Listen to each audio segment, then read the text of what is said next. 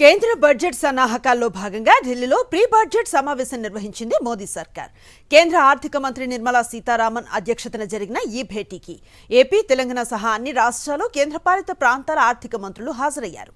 తమ అవసరాలకు అనుగుణంగా నిధుల కేటాయింపుపై కేంద్రానికి ప్రతిపాదనలు అందజేశారు.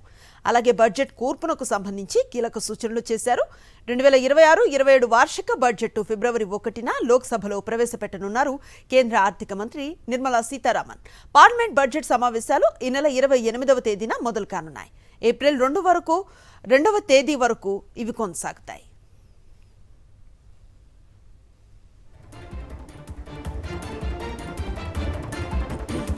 కేంద్ర బడ్జెట్ సన్నాహకాల్లో భాగంగా ఢిల్లీలో ప్రీ బడ్జెట్ సమావేశం నిర్వహించింది మోదీ సర్కార్.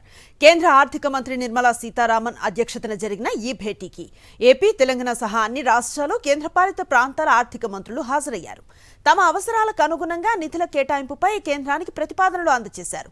అలాగే బడ్జెట్ కూర్పునకు సంబంధించి కీలక సూచనలు చేశారు. 2026-27 వార్షిక బడ్జెట్ ఫిబ్రవరి 1న లోక్సభలో ప్రవేశపెట్టనున్నారు కేంద్ర ఆర్థిక మంత్రి నిర్మలా సీతారామన్.